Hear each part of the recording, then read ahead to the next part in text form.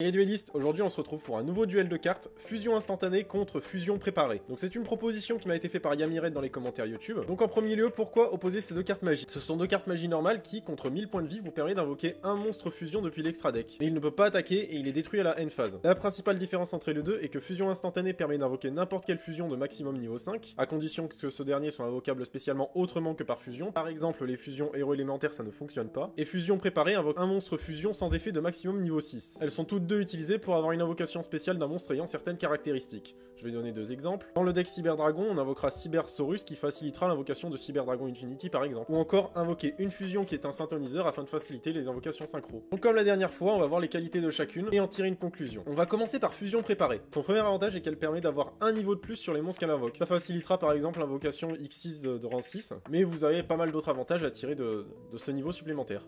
Son second avantage est que contrairement à fusion instantanée, fusion préparée n'est pas limitée. Donc vous pouvez en mettre 3 dans votre deck, ça augmentera les chances de l'avoir dans votre main de départ. On passe maintenant à fusion instantanée, son premier est qu'elle est beaucoup moins chère que fusion préparée. Une vingtaine d'euros l'unité et en fonction de votre deck, il vous la faudra plusieurs fois. Fusion instantanée coûte genre 20 centimes et elle est limitée à 1, donc ça reviendra forcément beaucoup moins cher. Son second avantage, et pas des moindres, est que fusion instantanée peut invoquer des monstres à effet qui ils peuvent utiliser les effets, malgré le fait qu'ils puissent pas attaquer et qu'ils sont détruits durant la end phase. Par exemple Raijin qui a un effet similaire à l'œuvre de la lune, renoncier au milieu qui peut se débarrasser d'un gros monstre adverse, ou renoncier aux yeux millénaires qui permet de gérer une end trap adverse. Donc ces monstres peuvent être des extenders et avoir une autre utilité. Et avec ça, pour moi, la meilleure des deux est fusion instantanée. Malgré sa limitation, la possibilité d'invoquer des monstres à effet le rend bien plus intéressant. Ce sont des monstres qui auront généralement à utiliser leurs effets comme précédemment cité, et en plus ils peuvent servir d'extenders, là où fusion préparée ne fera que des extenders. Si tu as un avis différent, mets-le en commentaire, propose-moi des cartes à opposer, et moi je te dis à une prochaine fois. Allez, ciao les duellistes!